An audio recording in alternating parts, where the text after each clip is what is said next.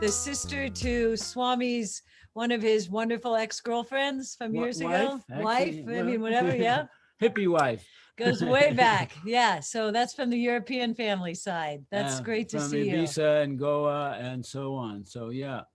What a treat. Okay. Oh, our friends. Treat. And Amy, Mark, go ahead.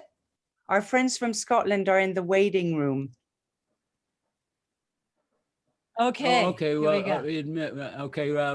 Oh wait. Jack just handled that, I believe. No, didn't Jack just let them in? There we go. Done. Oh, and then Wilbur, our regular Wilbur's there. Wilbur. Wilbur, how's the music world going, Wilbur? Wicked good. How you guys Tara doing? Lee is back. Doing wicked good. Wicked good. Okay. Well, we're getting a lot of rain. So we're actually really, really good. Yeah. Lots of rain. Right. Our lake is almost full. That's very exciting for us. Yeah. Very exciting. So let's see. Okay, we have Amy and Mark coming in from Oakland. Yay. Great to see you guys as always. Right. Yay. And then Mr. K. And how you doing, Gregory? Okay. Wonderful. Okay, who else we have? So we have some new folks. Welcome to the new folks. And let's see, I believe we've seen Vincent before. Nice to see Vincent. And Drake, have you been on with us before, Drake? You look like a new face, maybe. No, I have been around before, but I'm usually in the shadows, and I come bringing Tara again. So Tara's here as well, and we're happy to be on. Oh, okay, yeah, fantastic. Well, okay, great. Okay, Oh, excellent. And Ed Ochoa is here. His usual thing that happened. Yeah, that's great. Thank you, guys. Hey, Ed, nice to hear you. Hey, good to see you. Good to see you. How's your brother? Good. He's doing good. He's getting ready for the new season and already has some orders in. So we're getting forward to it. Looking forward to Oh, excellent. starting something new. Hey, that's great. That is great. That is great. And who is this up here? Colin Flaherty. Where are you coming from, Colin? Napa, California. All right. Okay, so you're getting rain too, probably, right? Yeah, it's beautiful. Good. Yeah, it is really beautiful. great. It's such a blessing when we get it. That's for sure. Ayman Dandashi. Ayman Dandashi. Okay. Very good. And we'll say hello to Harrison Conrad also. Harry's there. Hey, Harry. Harry's actually with us here on the farm right now, just in another room. He's one of our excellent farmers. That's kind of fun. And there's Tara Lee. Very good. Seeing you here again. And Daniel Ely's back. All right. Great to see you. And let me ask you, Devin, are you the friend from Ireland, perhaps? No, that's Gary. That's Gary. Okay. Right. Our friend Gary seems to still be in the waiting room. He can't see anyone. Let's see. He was admitted. Gary I don't Henry. see his name on the list. Or maybe it's Anne. Is it under Anne McEwen, perhaps his wife's? I don't see his name on the list at all. It sounds like he can hear us, but no. I wonder if he called in, perhaps. Let me call him. Oh, maybe something. Yeah, because I don't see his name on here. Okay. But I see that. We're still waiting for Kyle. Oh, James Hirsch is here. Yay. Hi, James. Yeah, we're still waiting for There. Kyle. Hey, there you are. Good to see you as the always. beard gets longer even. Every week. Well, it gets cut sometimes. I see. You're giving it a lot of good nutrients. That's probably it, right? Yes, beer and cannabis. Yeah, Yeah, those are the fertilizers. Exactly, exactly. And who's Brother Green here? That's a new name to me. Who's Brother Green? You want to unmute yourself and say hi? If you're there. Well, maybe he can't hear us right now. Okay. Oh, and then it's a Galaxy A21. That Wow. seems some sort of mystical connection there. Yeah. You want to unmute You have yourself? to unmute if you Yeah. want to chime in. This is Brother Green. I'm still Sit trying to the- configure my phone. Oh, okay, great, All great. righty. Pleased Your to meet mute is you. at the bottom left of your screen Nice to for meet you. Galaxy. Where are you calling from, Brother Green? Portland, Oregon. Oh, Okay. okay, yeah. Excellent. Excellent. We're getting people from all over the place here. So And- I'm also Chris Carter. Hello, Chris Carter. Can Yep. you want to say hello? He's there too somewhere. Okay. Okay. And Wesley Stevens. Nice. Okay. Hi, Fred Soler. Hi, Wesley. Where are you from, Wesley? Charlotte, North Carolina. Charlotte, North Carolina. Okay. Nice. Nice, nice. That's another world from California. I bet that's a really good place to grow pot, actually.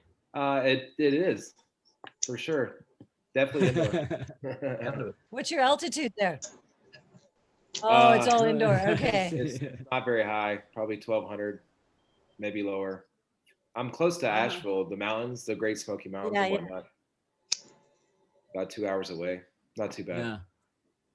Nice. Nice to meet you. Beautiful. Oh, that must be beautiful. Most Hey, and definitely. Ivan, nice to meet you too. Thanks for being here. And Iman, who are you? Where are you calling from? Hey, Nikki. You unmute yourself. Hey, Swami. Hey. Yeah. How's it going, Nice guys? to see you. Nice to see you too. It's going great. I'm really Great. excited It's for going this. great here. And So, where are you calling Nikki- from? Calling from San Diego. It's where Homegrown Cannabis Co. is. Oh, Oh, right, okay, right, right. Hey. Lucky you. Oh, I see. That's Okay. right. That's right. Right? So this is the Iman that actually works with Homegrown. We I met on the see, big okay. phone last week. And Okay. Annie, you were saying something. Yeah, my friend Ian is in red down here. He's in the UK as well. Oh, there's Ian. And my I see friend his and little- my friend Gary, the other one waving, is in Scotland. All So right. Gary and I see. Ian, All right, these well, are thank you. Nikki and Swami, and Swami is a brother family basically. Yeah. My nephew's dad. Oh, well, And Nikki is his Yay. very long time Hi. lovely lady. And they have a Hey. farm in Yes, yes. San Francisco Well- that we have to go visit. Well, it's the correction. It's not quite in San Francisco. We're about 4 hours north of San Francisco, up in the mountains. In Mendocino County is where we are, and that's called the Emerald Triangle. So yeah, Right. but we're up in the mountains. We call it the Mendocino Islands. And it's Right, well, really we're- beautiful. We're coming. So it's worth you all making a trip out here someday. All right. Okay. I'm Yeah, looking 'cause good. Good, Man. good. Yeah. Yeah, and it's a beautiful drive. And there's There's Kyle. Kyle. Hello, Hey, Kyle. Kyle. Welcome. Welcome to Session with Swami. You're Here gonna have he to is. unmute He's there. still muted there. He's still getting it together, it looks like. Okay, it's an honor to have Kyle here today. Unmute. There you Hello, are. You're Kyle. yeah. So welcome, welcome. Hey. Hey, good to see you. Hi, Nikki. Hey, it's been a while since you were up here. When was that? Like 8 months ago or something? Was that before No, COVID? it's almost 2 years. It's been a No. year. Oh, really? It was 6 months before COVID that I saw you. Oh my God, Yeah. time is Right, just right, like right. lost all meaning, hasn't it? No, you were here in the 2019 when our plants were only about 2 feet high, right? You came out and we were Yes. in our what we call our long tunnel. So that is a ways. Yeah. Yeah. It's a That's a year and a while half ago away. now. The Well, whole world is different. Ah, shit. Yeah, it sure is. It really is. No, it's like time has stood still in some weird way. You know, we're still coming into focus here on I don't know. We lose all track of time out here in the country anyway. Yeah, well, thanks for I hear joining. ya. Oh, thanks for Yeah. having me. It's not nearly as good as being an sitting honor. there with you, but it's nice anyway. Well, listen, if we all on this shot right now, this screenshot, we could all be sitting together smoking a big fatty. Well, it would take a lot of fatty, that's for sure. But we could get everybody really, really stoned if we were all sitting together in a big circle. That would be really far out. Just imagine that for a minute, everybody. Just think, we're in this huge big circle, but it's a virtual circle, right? And we're going to smoke a joint in what? In like 7 minutes, we're all going to get on this high, and we're going to hear Brother Kyle lay out the truth. It really brings home how important it is to revel when you're with your friends and your family, you know, and to really enjoy it for everything that it's worth. Not because it might be your last. I don't like thinking about that, but look what we're all going through. The whole world, we're all so separated, but we still love each other. Right. Exactly. Right. And so I can't celebrate wait. those times that we can't be together. That's however right. that is, right? The next time we get together, it's just going to be so grand. Oh my God. Can you imagine hugging? I practice a little bit with my wife now and then. Yeah. I know. Hey, everyone no, remember it's to gonna be, mute as well. Sorry to Yeah, everyone cut you off else there, should Nikki, be but on everyone can just mute. we'll talk to you directly. Yeah, exactly. Thank you. Yeah. So, Kyle, where are you living these days? I'm living in Smelly.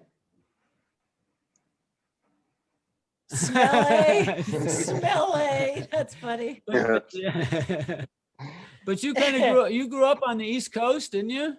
I did. I was born on Long Island and I grew up in Westchester, so I'm officially a country mouse from New York. I see. Yeah. My grandparents lived in Larchmont, and I was born in New Rochelle. Yeah, on the good old Hudson line that Billy Joel talks about. Exactly. Yeah. Oh, yeah. where'd you grow up on Long Island? Yeah. Okay, right. I was born in Comac, and I grew up out there until I was about 8, and then moved up to Westchester, which is the first county north of the city. Includes all those places that Swami mentioned. Great place to grow up. Yeah. And what town was it? It was a little town called Mohegan Lake. Oh, yeah. It's outside of And that's like the Sawmill River Parkway. That's the Sawmill River Parkway or something like that. The Taconic. Wow. The Taconic. Oh, okay. Yeah.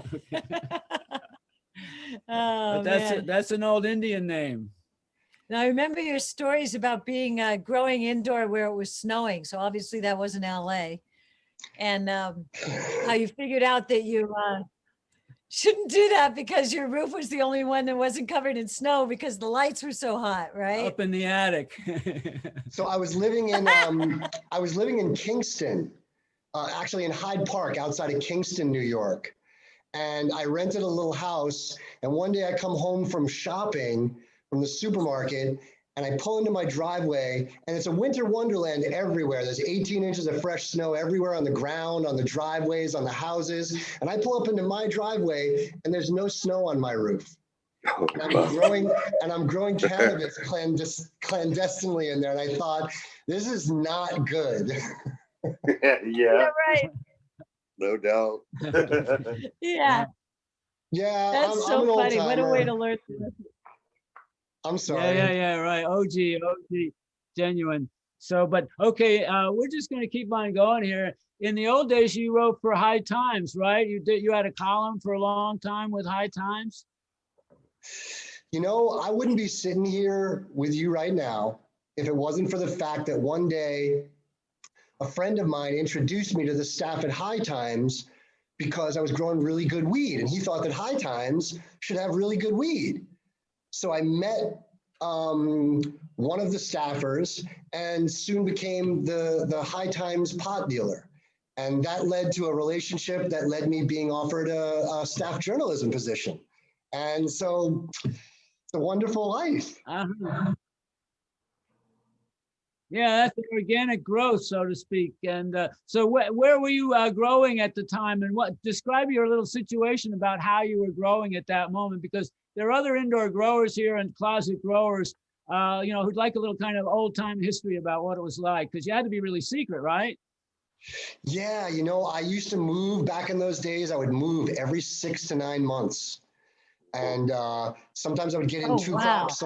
Sometimes I would only get in one before I got nervous that either my neighbor or somebody was figuring out what was going on. And I had to come up with all these crazy fake names for landlords back then and open up electrical accounts under other names. And it was a real, I was a real like rebel to the core, just so that I could grow marijuana. Right. Do you think how many, like, when was that? What year was that? How many other people were already doing indoor? Well, let's see. In 84, I turned 18. I started growing when I was 21. So that's 1987. Okay. And from 87 to about 94, I moved like 30 something times. And wow, it was the real early days. But even today, your name isn't really Kyle Kushman, your legal name, right? No, I'm Adam Orenstein. I doubt he was born. But I won't tell anybody your real name. You can Google it. I turned in. But that's still it. We're still living with the sickness, but it's a brand. Say that again. Well, we're still living with the stigma to a certain extent, but it's also become your brand, right? Your persona as the cannabis guru of indoor. So it's become your character. It's wonderful. It's wonderful. Thank you. When I actually got offered a gig at High Times, a writing gig, I had to come up with a pseudonym because I was still growing. And in my mind, I didn't want to be like some marijuana pot grower name like Herb Green or Bud Levi so they were calling me the Kush Man because I was growing purple Kush, and I thought Kushman sounds like a real name. So Kyle Kushman popped out of my mouth and I became Kyle Kushman. Also organic, right? Also organic. So you're supplying High Times, and then you become the staff writer. And how long did that gig last? It basically lasted until I couldn't handle living in New York City anymore. I did 5 years living in Brooklyn, and then I kind of worked out a deal where I got to move to California, and I kept writing for another year. So it was a total of 6 years as a staff writer. No, good. Okay, that's great. So actually, I want to go back a little further than that. We usually try and ask our guests, we always ask them where they grow up. And then we say, well, where did you first smoke dope? How old were you? And who got you turned on? It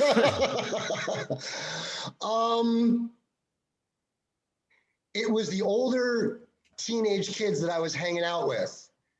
I was 13 or 14, and I had some neighbors that were like in high school. I was in like middle school or junior high, and there was a few neighbors. Hi, Andy Bensky. Hi, Pete Thomas. And they lived across the street around. They were high school. And they had, they had access to marijuana. And that's what turned me on to it. I remember actually the very first time I ever got high was at Andy Bensky's house across the street from my mom's house. And we were watching Monty Python and the Holy Grail. And I think I probably pissed my pants. I remember laughing so hard that I had pains. We were eating Doritos and what are those pizza pockets? Those microwave pizza pockets. Yeah, he was like one of the only kids that had a refrigerator stocked for after school with the microwave and everything. So we.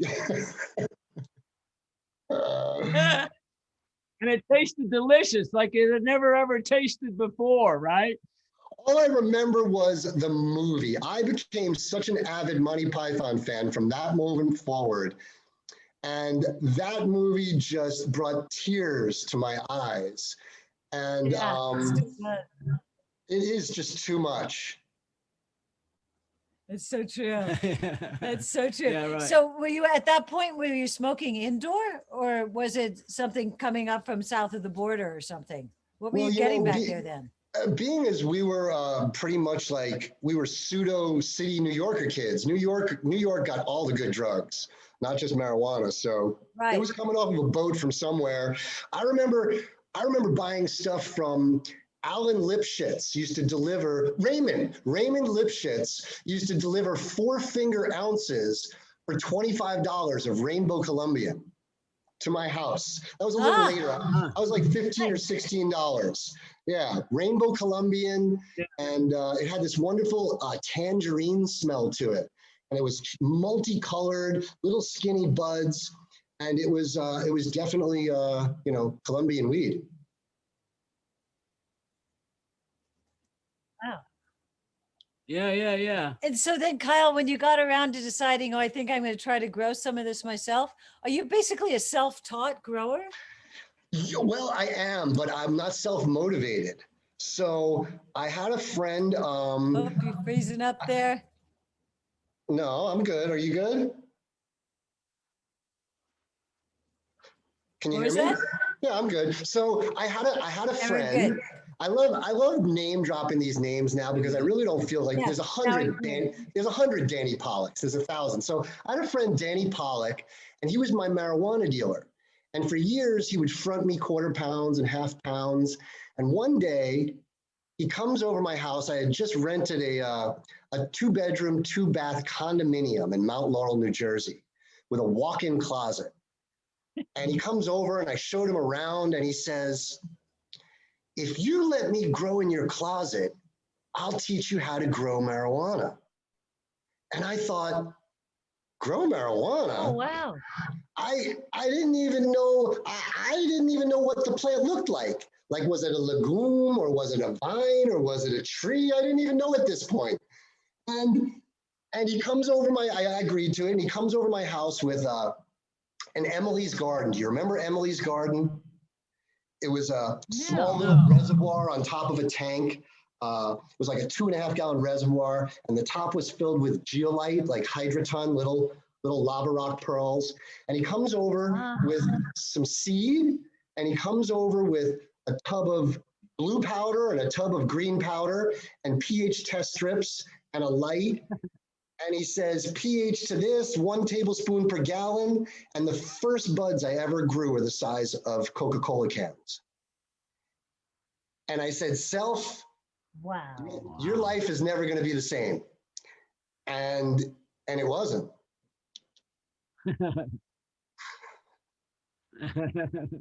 That is amazing. But now you've gone to flash forward to like the present day.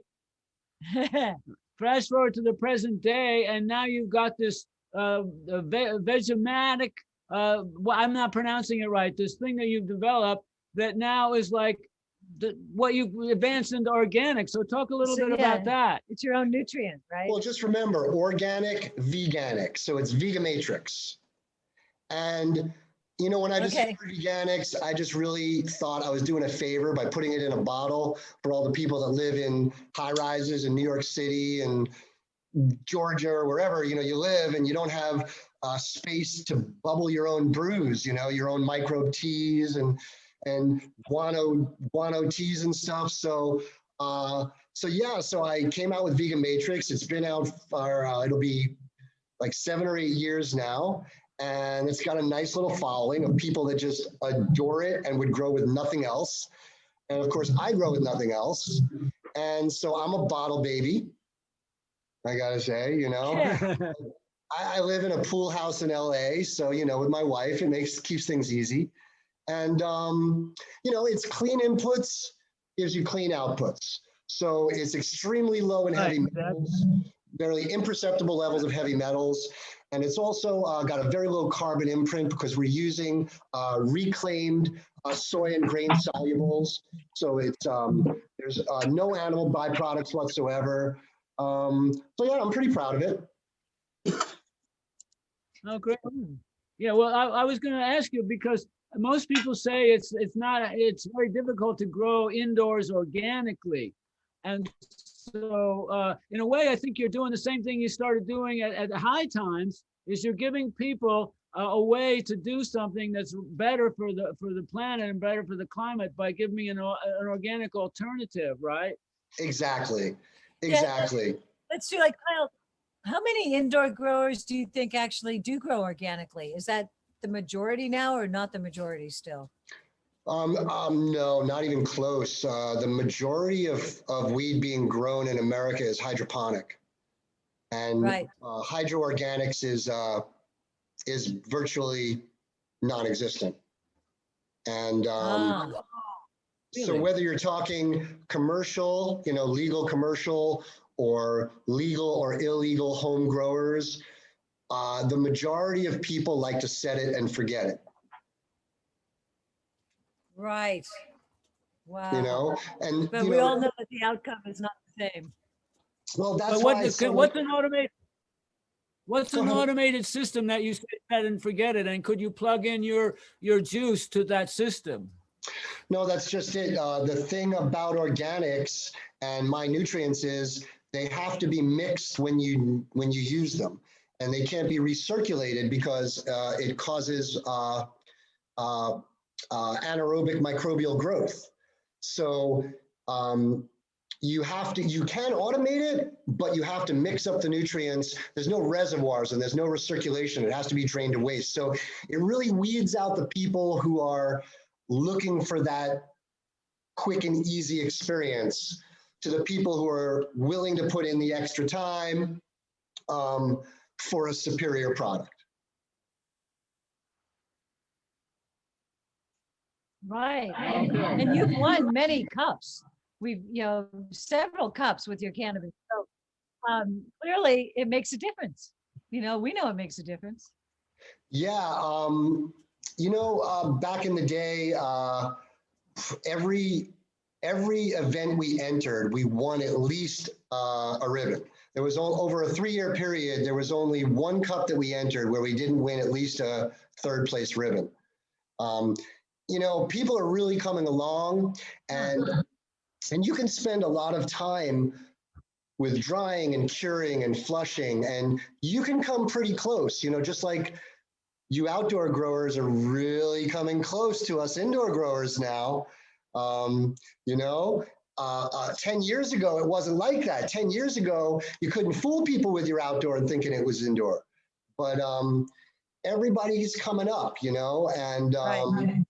But the thing is, the one thing you can't fake with a look or bag appeal is the chemical analysis. And when you're loaded with heavy metals or residual salts, and it makes you gag or hack, or the ash isn't clean, you may be still getting high, but you're doing other things to your body as well. So that's why we have such a kindred spirit. Even though I'm a bottle baby, you understand that I'm keeping it organic.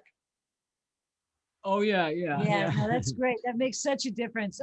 Because I've actually, I have to admit, I've noticed in myself that when I smoke inorganic indoor, it can make my heart race. And I don't know why that is, but something about it that gets me. Susie immediately gets a headache. She's my canary in a coal mine, actually. If I'm not sure, I don't let her smoke it anymore. Yeah. And that's another reason why it's so cool that we're all involved with the Homegrown Cannabis Co. and Homegrown World, because we're getting more people to grow their own. And when you grow your own, you grow to your own specifications. Yes, exactly. Right. Totally. That's why we have to keep up the education about how to grow yourself, so you're not just putting out wastewater and so on that's polluted and various things like that, that you're doing it in a way that isn't causing any detriment. And that's a growth that we've been through all through our lives of growing. I grew my first plants outdoors with Miracle Grow, and I thought that was pretty far out, right? I confess, right? But now to move on and understand more about I know. It was history, long time ago. Right, but to move on and go through every different phase and now be into regenerative farming. And also, I'm more. I don't use really animal products other than manure. See, a lot of people use fish, fish meal or bone meal or feather meal or stuff like that. And I found a lot of that stuff attracts the bears. What's that? We call them slaughterhouse products. Oh, yeah. The byproducts. Yeah. Yeah. And so I don't use any of that stuff. I will do manure, but my manure comes from the man up at the top of the hill who's got a herd of alpacas. So I'm using alpaca poop on the cannabis. So it's supposed to be some of the best stuff. So we should say how we got the pleasure of meeting Kyle first was through Homegrown Cannabis Company, which is a seed company based originally out of Europe, but they sell seeds all over the world. And we're very, very honored to both be, we're all in what they call their cultivars with character program. And I think we all have pretty much a lot of character here, that's going on. And so we're kind of representing, like Swami and I represent the sun-grown outdoor, Kyle represents the indoor growers, organic. And Steve D'Angelo's in there as well. Yeah, it's a great group. And so that's how we got to meet, and we're all part of that Homegrown Cannabis Company. Right, but I first met Carl at a State of Cannabis conference at the Queen Mary down in San Diego.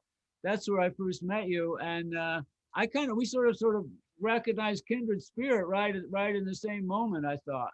Yeah. That was fun. Do you remember I was the first person to carry a live marijuana plant on the Queen Mary? Right.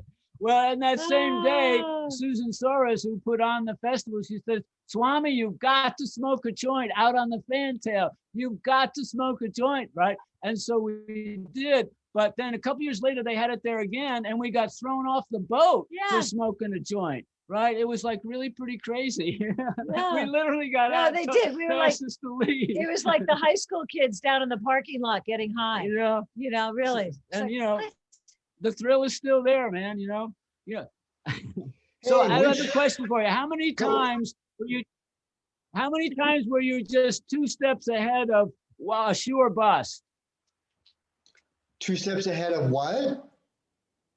A sure bust where the police were like just about there. You must have had a few like narrow escapes is what I mean. Oh man. Whatever you want to talk about. I love history. I'm an open book, and I love sharing the trials that I've been through. I was arrested in 2010 in Mendocino, in my home, for growing legally. No, really? Yeah. So what I say by legally was, there was a plant limit, and you were allowed to have a note for yourself and your girlfriend and your roommate. And so I had I had 15 pounds of weed, but it was legally grown. And back in the day, when they found you, they would arrest you and build the case later, thinking that they would find one of those little O sheets, proving that you sold weed with the money and the subtractions, or they would find some money hidden under the bed that you didn't declare, or trips you took, or toys you bought. And that's what they would build the case on. It wouldn't necessarily be on the growing of the marijuana. It would be on all these other things that you did. So, so the squad comes to my house, and they've got the AK-47 or whatever, the rifle pointed at my head. And my friends are saying, didn't you know they had a gun pointed at your head? And I'm looking at them like, really? And they're like, get on the ground. And I'm like, really? And they're like, get on the ground. I'm like, okay, I'll get on the ground. And I get on the ground, and they interview me for 45 minutes. And I went through this whole thing, and I ended up with 18 months of non-reporting probation after court case and fighting it.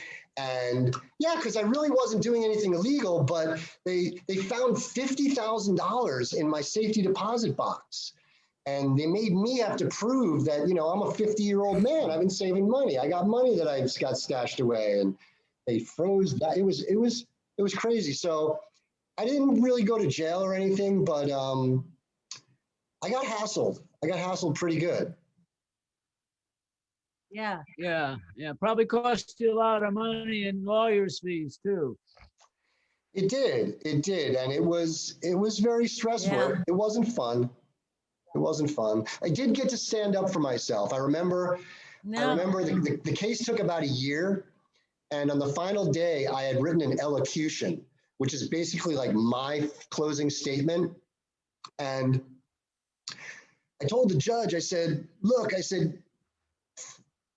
I own this house in Willits, and for 5 years, you could drive up into my driveway, and if you had a truck or anything with a little high seating, you could look to the left and look in my window and see my mother room, see my bedroom right there. I was never hiding it. And then I'd never done anything illegal with my cannabis. And he believed me. And he gave me 18 months non-reporting probation after all that shit I went through. They gave me back my money and fined me like $5,000 for court costs. But, you know, it's just the cost of doing business, really. Yeah, no, it is. That's what people used to say up here in the hills, was that basically every year, you know, 2% of the people that were growing got busted. So that was your risk.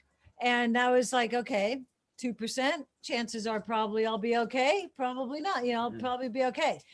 Actually, it was better chances than now, growing legally, that they're going to find something wrong with you, you know? So it actually, that 2% doesn't sound so bad anymore, you know, really. I kind of miss the 2% days. Yeah, crazy. Well, I want to congratulate you guys on bringing Swami Select to market.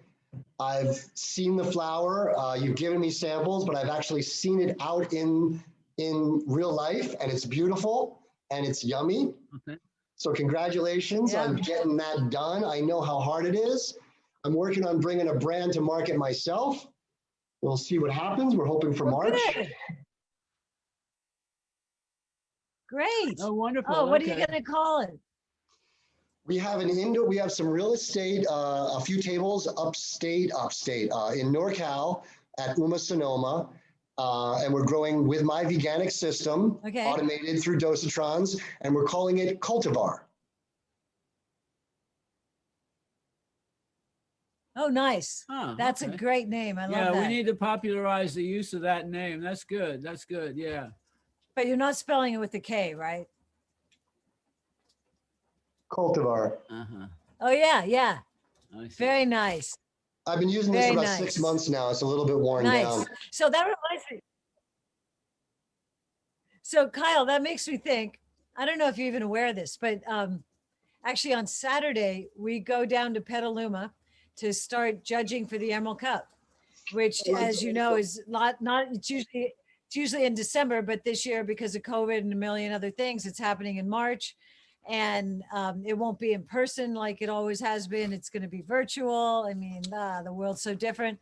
But the major difference is, did you know they're including indoor flowers this year in the Emerald Cup?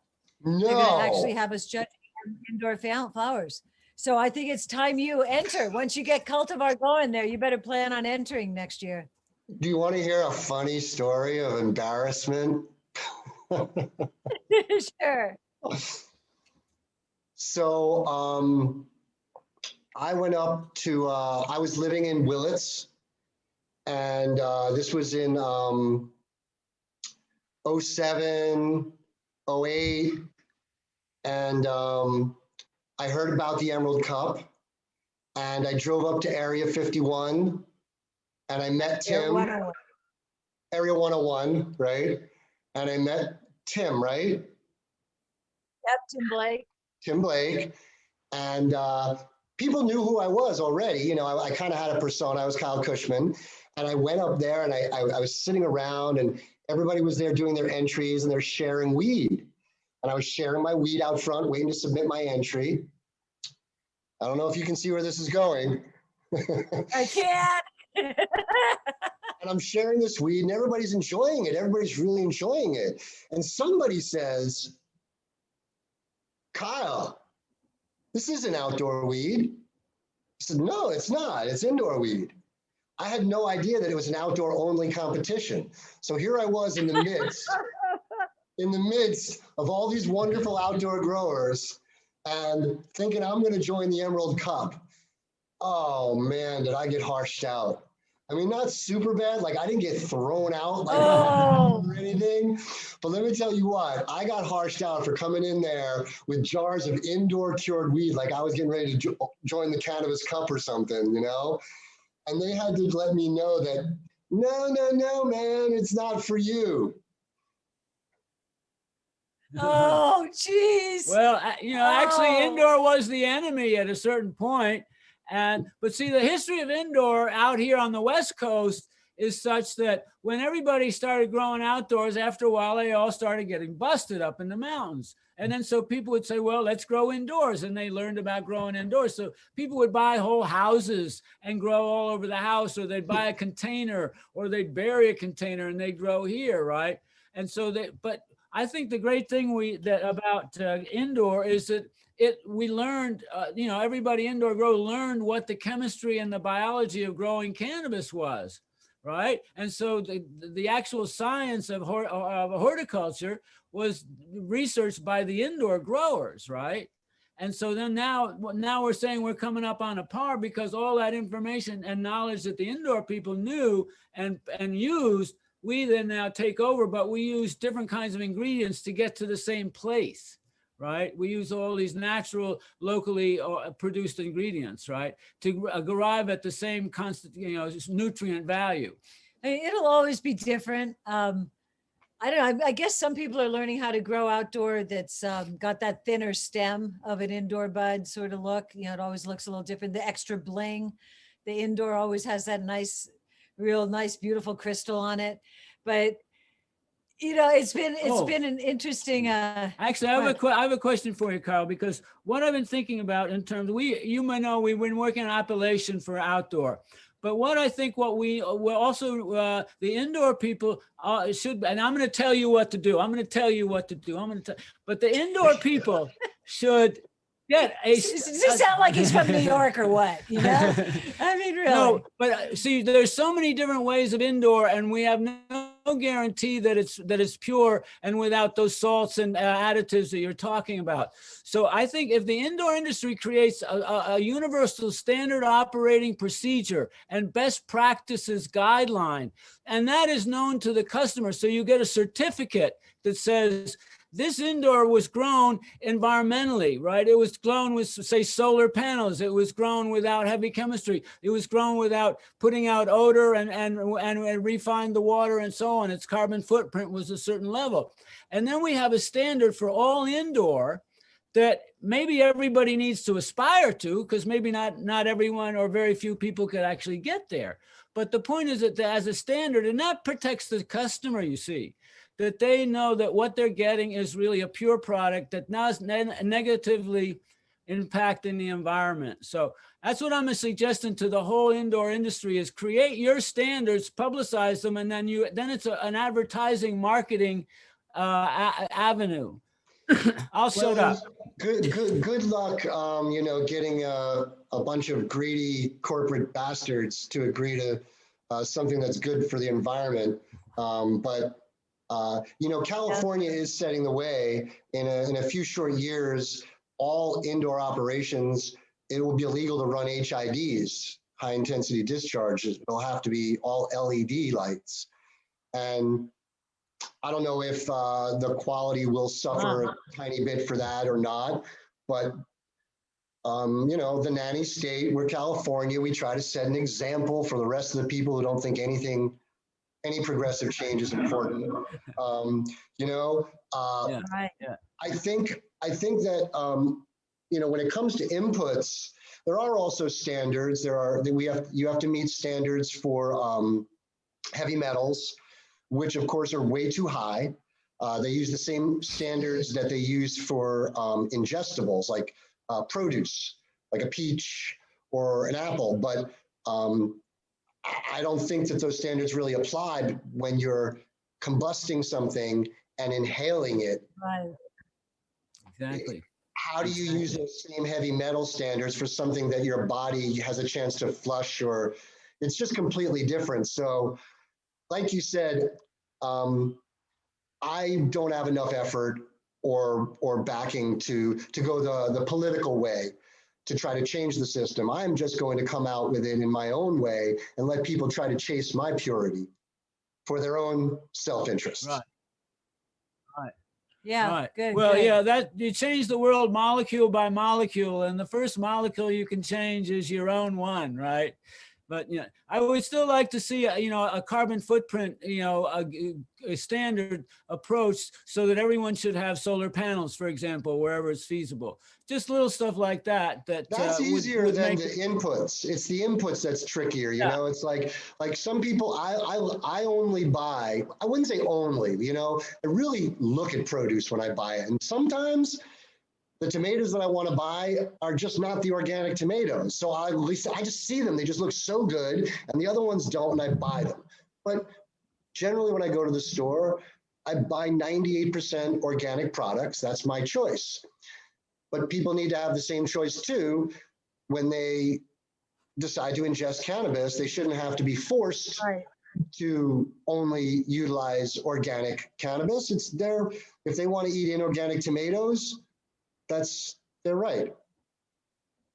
Right. Well, I'm just talking about the communication between the producer and the consumer, so that Absolutely. the consumer knows, okay, yeah, this is organic. That this is organic.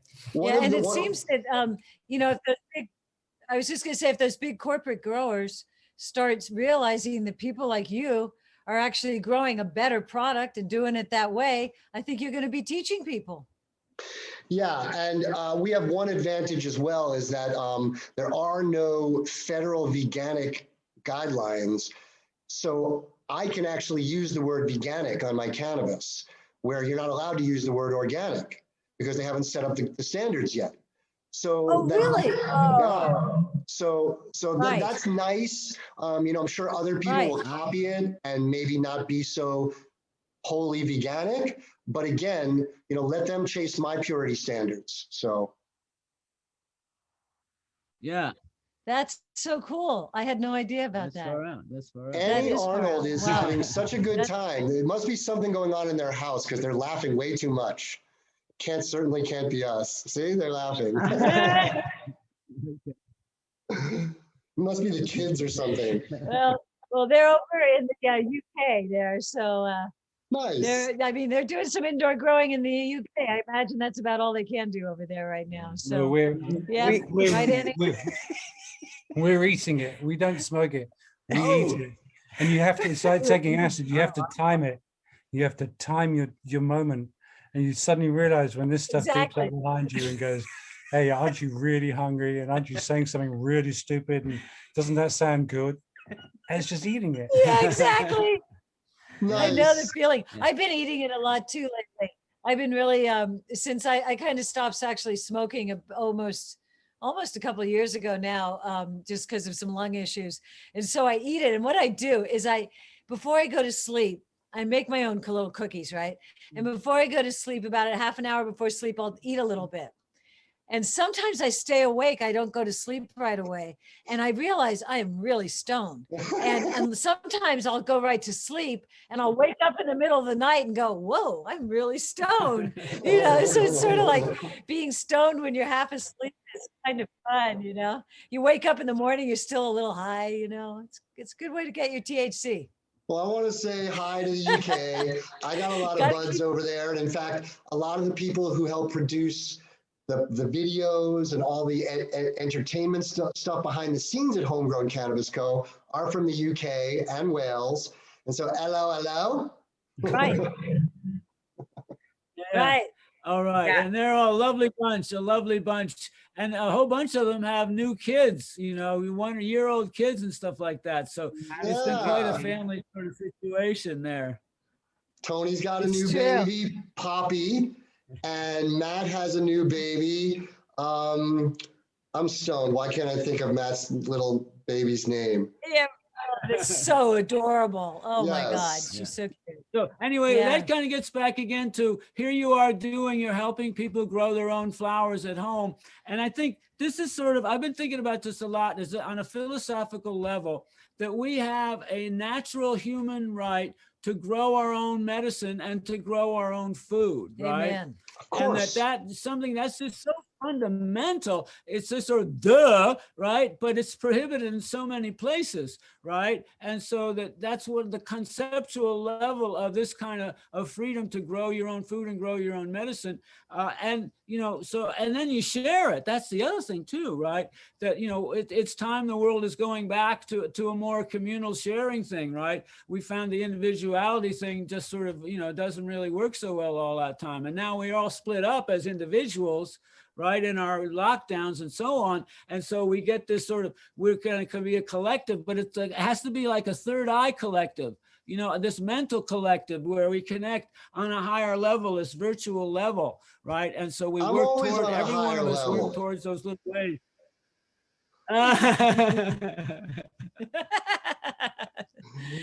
Yeah. Yeah. Right. Well, actually, that's another funny thing is, you know, people talk about microdosing a lot and how it's really somehow the best effective use of the medicine and so on, microdosing, whatever it is.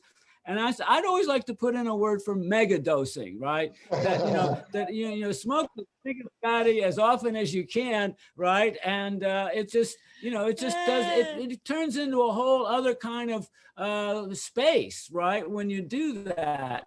And I'm not saying microdosing is bad, and there's certain ways that it's maybe the best, certainly for certain people. But you know, remember the old roach joints we used to make, man? That's mega dosing. I want to say, you know, the sharing is really, really important. And a long time ago, I published a statement that said, it was one of my High Times articles. I said, growing your own cannabis tends to lead to unfettered sharing. And it's still true because I still grow just a little bit for myself in my home, but the best part is not only sharing it with my friends, like when I go out or when they come over, but being able to give them a little bit, a parting gift to go with so that they can take it home and wake up the next day and relive it. That's the best, you know, is just being able to just share it. And yeah, you know, it's probably the majority of people who get involved in this find some way to be compensated monetarily for the cannabis that they grow. And I want you to know there's nothing wrong with that. There's nothing wrong with that. That doesn't mean that doesn't diminish your joy of sharing. Okay, you know, because I truly enjoy sharing, but just because, you know, back in the day I would grow, you know, 8 pounds and I would sell 4 of it, doesn't mean I didn't enjoy sharing the rest that I had left. So don't think that just because, you know, you need to sell an ounce or to pay the rent or anything like that, that doesn't by any means diminish the feeling in your heart that you get from sharing it, you know? So don't feel bad about, you know, having to make a little coin.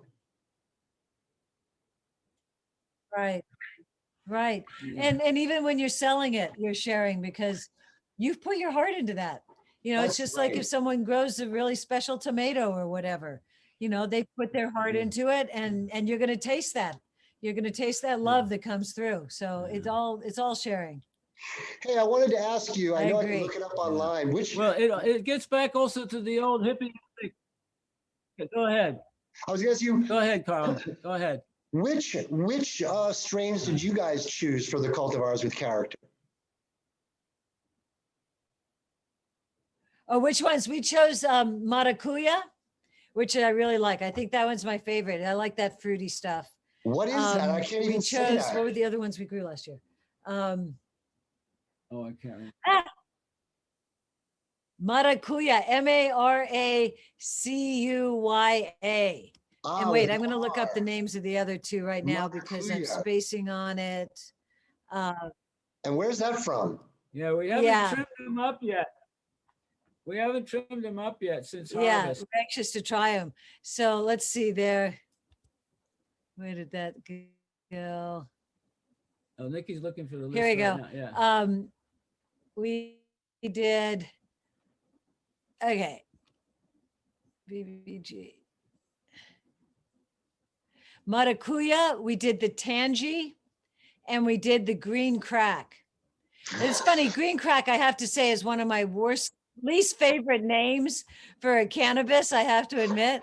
But it's won the Emerald Cup. I mean, it's really good when it's done right. It's really beautiful. So then they all did really well outside. They were beautiful. And yeah, and now we have 3 new ones for this year. We're going to be working on this year. So it's really fun to kind of try them out. We do a special R&D garden where we grow the ones that we're sampling out. So that's where we've been growing those. Nice. Which ones did you choose? I've been getting nothing but really happy campers that have bought all 3 of them and grown all 3 out. They send me pictures through Instagram and everybody's loving them. Good. No, they're well done. I mean, they really are good quality. And it's fun. I mean, it's just kind of nice to know that people all over the world can get these seeds. And because we don't have the special breeding license, we can't do that from California. We can't just send seeds anywhere. It's not illegal. It's not legal here, but they can do that somehow from where they are. And it's wonderful to just know that people are able to do this in their homes all over the world. And they don't only sell like 10 packs, they sell 2 packs. So you can just buy a couple of seeds, right? Like 2 of each, and you can buy the whole set and try a whole bunch out. People are really enjoying it. Right. I have to say, before I got officially involved with these guys, I knew Sergio, one of the founders, for over a decade now. And that's how I knew these guys were really good to go. Really? Yeah. And then I met Matt and Tony much later on. Funny. No, they're great guys. We have a funny story with Sergio. And Annie, you're going to crack up at this story. So Sergio comes up here to our ranch, and we've known him from many conferences and different things, but we ended up talking about how, he's from Spain and his favorite place in the world is Ibiza, where he spends a lot of time on Ibiza. And he says, one of the things I love the best about Ibiza is my favorite restaurant in the world is in Ibiza, this little place called Nagai. And Swami says, that's my son's restaurant. Can you believe this coincidence? I mean, can you believe this? And this is actually Annie's nephew as well. But what a coincidence, So last spring, he called us from the restaurant. Sergio was having a meeting of a bunch of the Homegrown seed company people there, and they were at the restaurant. And all of a sudden, they get a FaceTime from Ibiza, and there's my son and Sergio. So yeah, it's a funny little. But isn't that what the cannabis community is about? We are such a tribe. Seriously. I mean, I bet everybody on this phone here right now on this Zoom is, no more than 2 people connected to us and to each other. We just are a tribe, and it's really special, and you can spot us anywhere you go. Don't you feel that? I've always said the cannabis community, we're some of the best people on earth. And I know for a fact that I could get hospitality from really beautiful people just about anywhere in the world. And that's due to, well, I guess I hope my benevolence, and sharing, but it's due to my exposure through High Times and cannabis, it's because of cannabis. I don't even know. I don't even know if I'm welcomed into all of my family homes around the world because they don't know me. Like you, aunt, uncle, we're not sure. We don't know you, but all of these other people would welcome me in and cook a meal in a moment, as I would. Yeah. No, it's a blessing, and it's been a blessing in our lives forever. That we've just been a part of this community. And when we were teenage kids, when you're 13 years old, you find your tribe right there. It's what happened. You guys are truly living a little bit of my dream. Out there in Mendocino, just lamenting a little bit. I bought a home right before the mortgage mess in 07 in Willits, which they call the heart of Mendocino. And you guys are literally geographically the heart of Mendocino. And let me tell you, when I came and visited you guys, I felt it so much. I really, really did. I could have just melted into the carpet, like into the greenery, and just become part of your world without even trying. You could have just given me some tasks the next day, and I would have gone off to work a happy person. And it's really a lovely, lovely, lovely place. Well, come back thank you. anytime. Thank you. Yeah, we do feel blessed. I remember one thing you said when we were out looking at my little starts out in the garden, and you looked at me and you said, "You grow from regular seeds, Swami?" I said, "Yeah." And you grow, and he looks at me and he says, "I don't know anybody who grows like that, Swami." Nobody grows like that. Everybody's using clones or feminized seeds. They're doing hydroponics. They're doing all these things. But in fact, there are many people who do grow in a similar manner. That's the regenerative outdoor movement. And so there are more and more people coming on to that. But everyone actually is unique because where you live is unique. And so I don't know that many people using alpaca manure for their pot these days, right? But we have our own oak trees and our own Doug fir trees and so on. So that's when we get back to appellation and the terroir, the actual earth itself and the climate and all the trees and everything other else surrounding the microbiome, and then what's the biome in the earth, what kind of soil. And that's what creates the first level of the cannabis. And then it's the culture of the people who grow it, and what we've sort of learned over the years. And to get back, the sharing that we're talking about, that's the old hippie ethic. Passing the joint was sort of the symbolic ritual of it. But people would give each other starts, they would give each other seeds. When the crop comes in, everybody's giving their flower away. And that was so much a part of it. Somebody lose their crop to rats or something like that. Well, everybody come up with, oh, here's a female for you. Here's like 10 of them, right? I know one guy got busted and everybody around gave him a shake. So he ended up making hash. And so he didn't go broke that year, right? But all his crop was gone. But every neighbor said, oh, here's some extra shake. Out of that, he made hash and so on. And it's that kind of sharing thing that we always try and hope that survives into this new dimension of the cannabis commercialization. Yeah. Well, luckily we can't still have a personal garden. Yeah, no, definitely. No, it's gotta persist. It's, the corporate farmers are going to come in. They're coming in already, but there's always going to be space for us craft kind of people. I'm convinced of it. Those of us that care about being veganic or organic, biodynamic, regenerative, all of those things, there's always going to be a place. And there's the people like everybody on this call probably that just respect that and honor that and realize it's always going to be better. It's just better for you, better for the planet, right?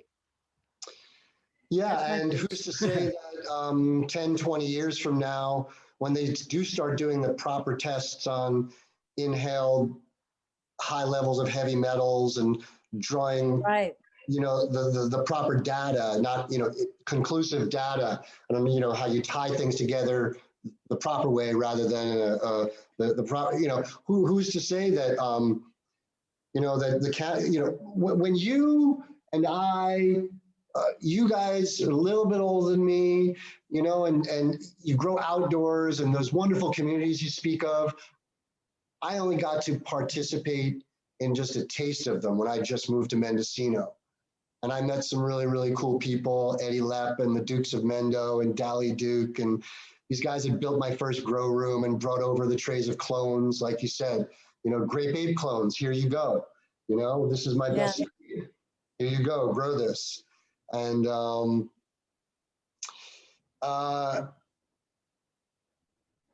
it's an odd juxtaposition, and it's a little sad. You can't let it get you down, though, that we've all fought for legalization because we wanted not only ourselves to be safe, we just wanted other people to stop going to jail for a joint and ruining their lives. So we fought for legalization, and we never rarely talked about, but we certainly never really were able to grasp or visualize what legalization was going to mean in a real sense to this community. We had these wonderful hopes and dreams, you know, it'll all fall into place and, you know, we'll find a place. And now that's why I congratulate you. It's because it's so hard. It's so hard to find a place through this corporate centric, capitalistic society that we live in, and to bring along the ethos of sharing and caring and purity and sustainability and all these things. It certainly doesn't make it any easier to get you in the door, so to speak. And so we just have to, not that we have to, nobody's forcing us. We always will stick to the way we've always done things. And I still get called a sellout on a regular basis, you know, for money, I guess, or something. I don't know, but I have things that are important to me, and certain things I will do for money and certain things I won't do for money. And that's why I mentioned to all you people out there, you know, don't feel bad about, you know, like it doesn't take away when you share because you made some money selling some of your crop too.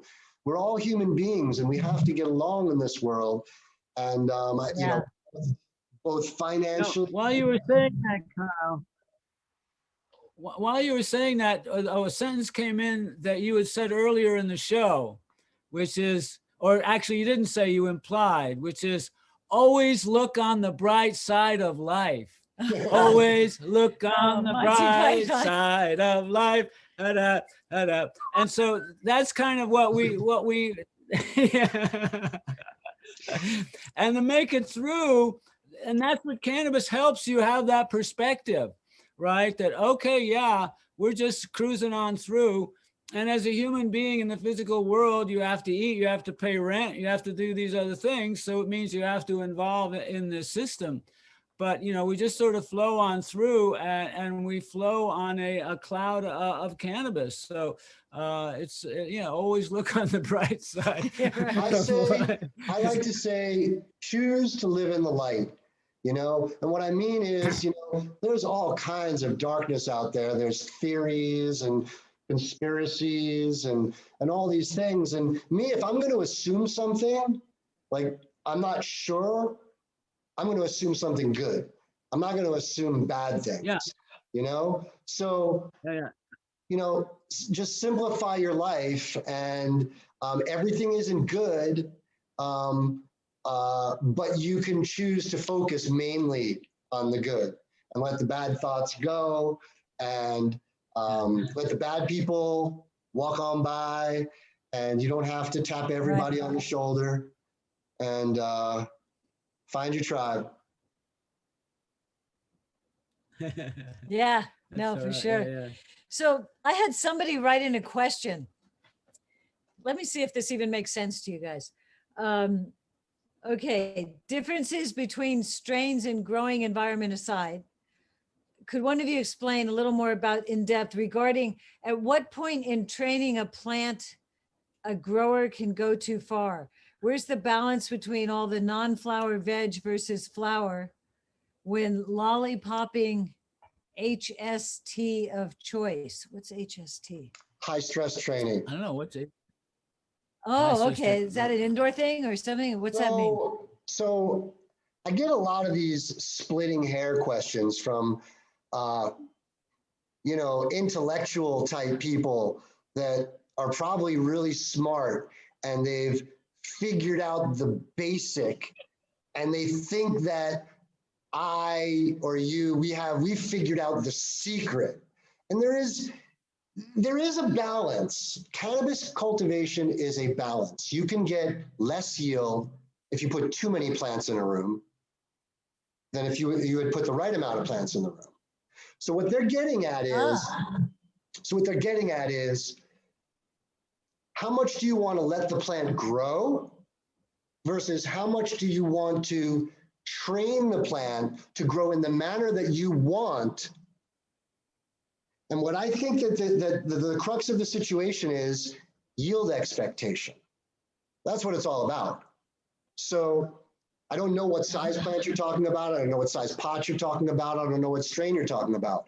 But you have to decide what you expect from yield. And maybe you guys don't do this outdoors because you're completely going by the sun and the moon and natural.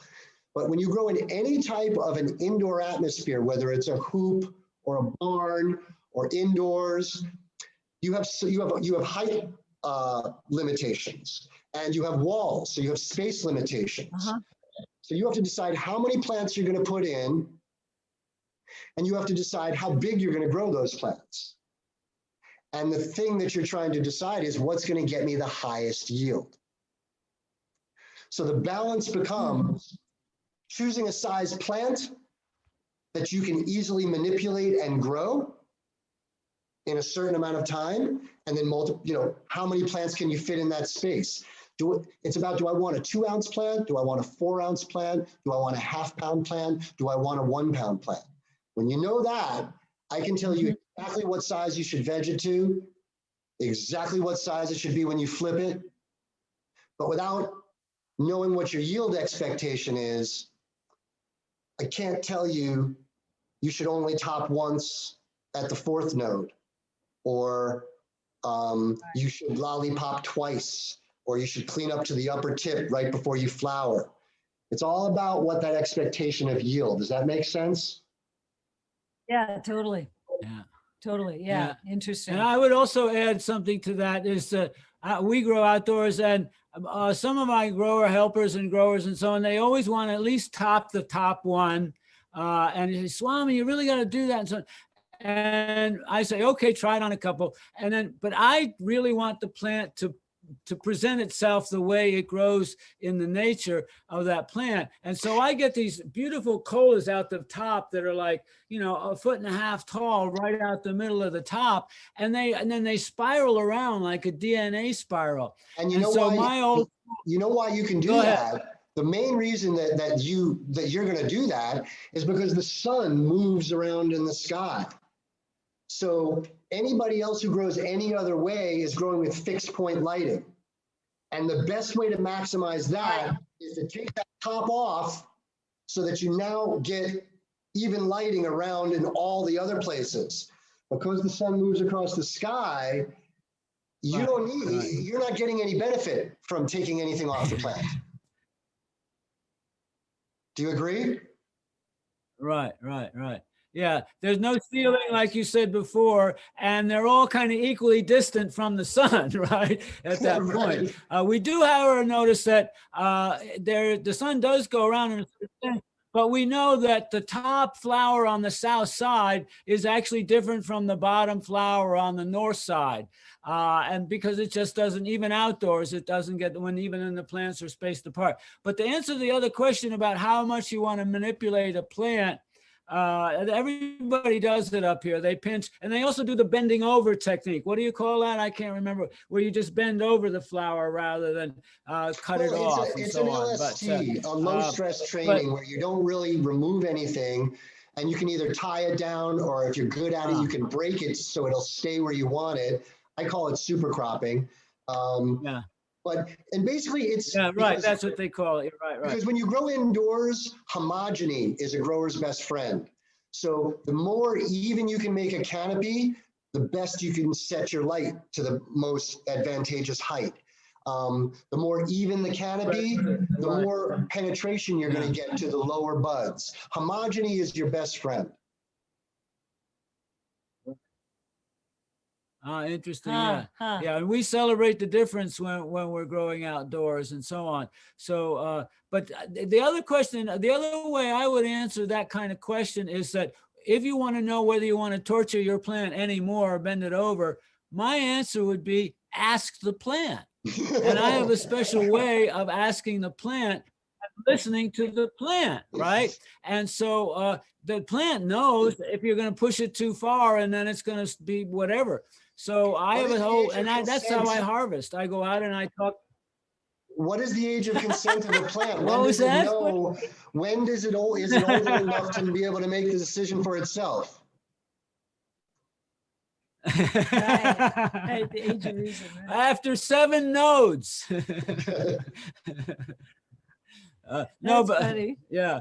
But that's another point of even when if you start manipulating a plant outdoors is when do you do it? And there's an early time and a middle time, and there's a point at which actually you better not do it after that point outdoors as well. But once again, I think there's a lot of people know about that stuff because they practice it. But in the end, it's your as the grower, it's your intuition, your touch, your way of communicating with that plant to say, it could be this day, could be that day, but no, it's now. And that's when you're really in tune with your plants. Right, exactly. So there's a couple of other questions here that have come in. It was somebody, Brother Green, saying in the 80s, we determined it was best not to cut the Mary stem. Is that supposed to be the main stem, Mary stem? Why did that change? If you know. It changed because, am I getting that right, Brother Green?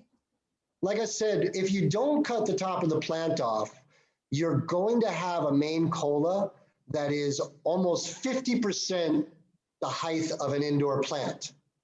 And that means that the rest of your canopy throughout the whole indoor garden, all of that secondary growth is at a secondary lamp height as far as maturation goes. Like you said, that north facing as opposed to the south facing bottom. Well, you're making a whole bunch of north facing bottom buds into all your secondaries by having the light up much higher and having those big buds get all the good light.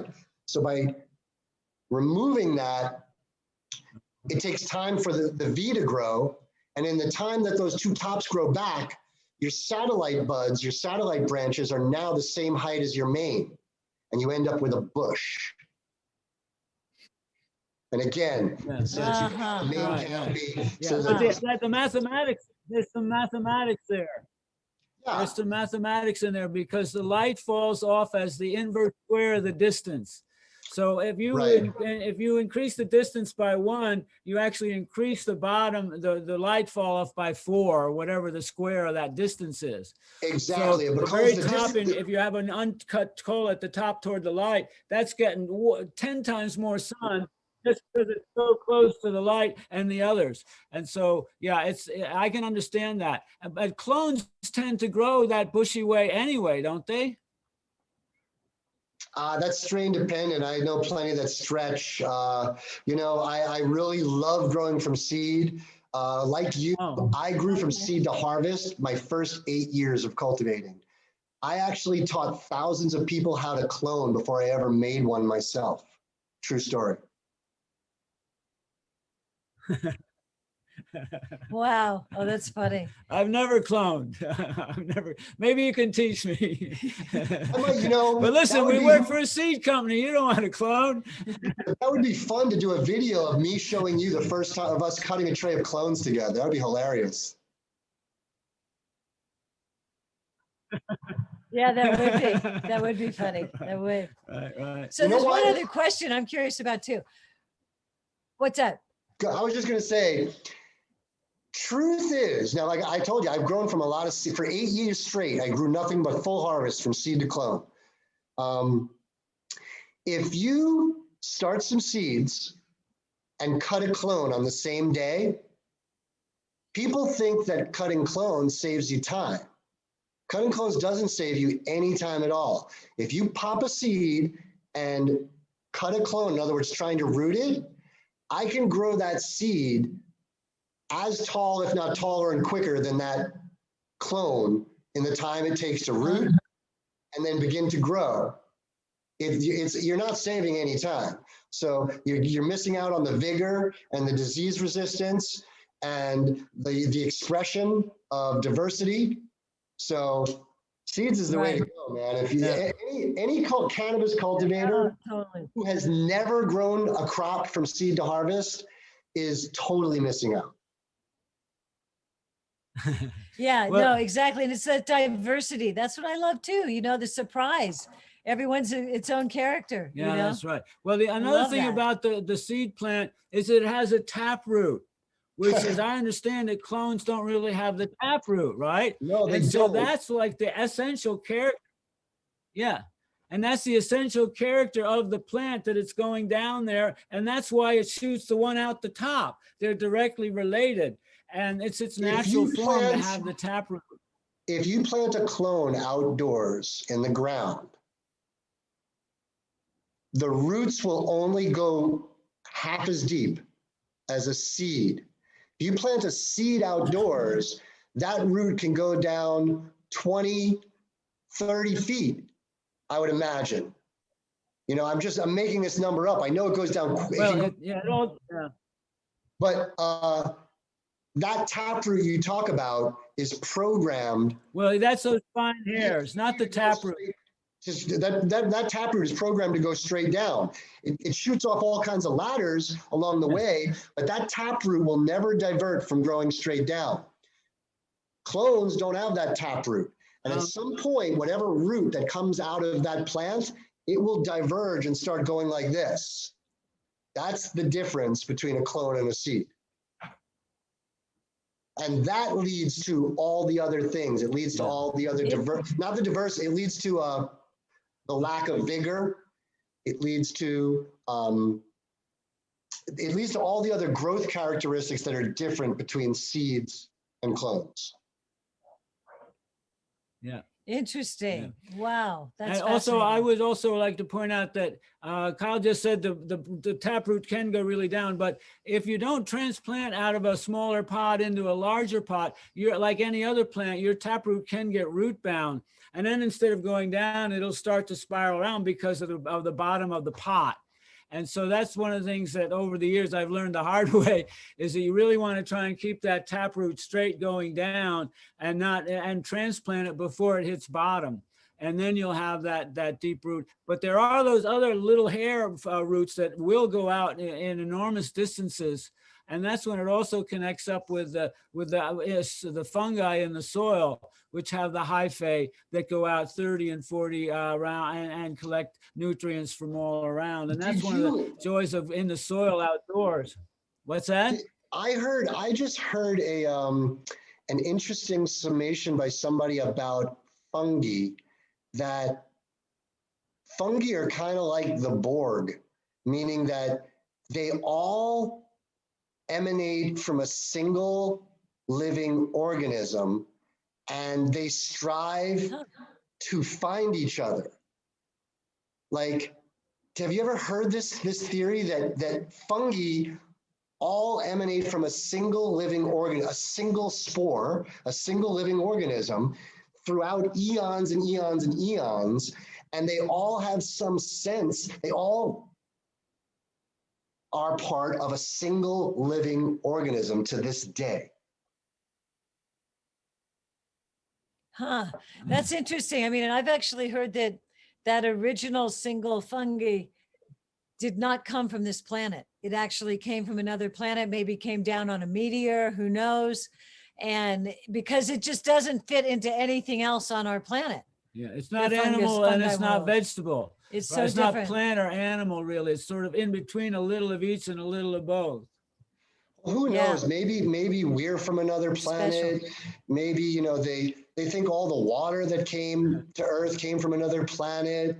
And regardless of where it came from, I think it's really, really cool that all this fungi and all the Earth and all the terra firma all around the globe are striving to rejoin. Right. No, exactly. No, that's so true. I believe that. So Tara Lee had a question I just wanted to get to before we sign off, which is, when did Kyle first come up with the chiropractor tech? Kushman's Chiropractic. So, you know, I borrowed that from a medical patient that I met back in Ontario in my early days of High Times. One of my first few trips I took for High Times. Oh, you know what? It was before that. I was living in Detroit, and I had a friend, the Organic Traveler. He had a store in London, Ontario called the Organic Traveler. And I used to go visit him at his store. And he introduced me to a young kid who was like, he was a medical patient, but it wasn't legal back then in Canada, but he truly had this malady of some sort. And his mother let him grow in the basement. And he showed me these plants that were grown under, remember those old parabolic reflectors with the vertically hanging bulbs out the center? And the parabolics used to come down like an umbrella. There were like 8 panels that went around. And he had just 2 of those in his basement. And underneath, he fit like 14 or 15 plants under each one. And each plant was perfectly bent like a mezzanine. Each node on the plant had its own mezzanine. It was like a theater, so that every bud got perfect light from the plant. And he spent all this time bending and breaking the plants so that he could maximize just having a small number of plants under these 2 lights. And that was where I learned that bending and breaking could increase the interior pathways for the plant to take up water and nutrients. And at the same time, you could manipulate the plant to like fit underneath a vertical light so that they were, the one underneath it was at the same distance as the one that was up here. And so that it was handy for, like I said, like evening out that canopy across a room. And it wasn't until many years later when I was writing stories for High Times, I had to come up with unique titles for the stories that I came up with, Kushman Chiropractic. But it just seemed natural because it's bending, it's cracking. You can hear the plants crack. About breaking the inner herd of the plant without damaging the outer herd. So you can crack, and the plant will still stand up straight. You don't have to manipulate it if you don't want to. And what happens is, over the next 24 hours, the plant repairs those cracks. And now the highway inside is more complex. There's less of a hollow tube. And the plant has more of a wide highway to pass water and nutrients up because it's like a broken bone. Once you break a bone, it'll calcify and you'll never break that bone in the same place. It'll be stronger. And that's what the plant does. So it creates more highway at the same time while making it strong. Wow. Fascinating. Yeah. So you have really done your research on this, Kyle. I mean, this is truly your passion. Can I ask one more question on that? Can I ask one more question on that? When would be the first time you would do that to a seedling?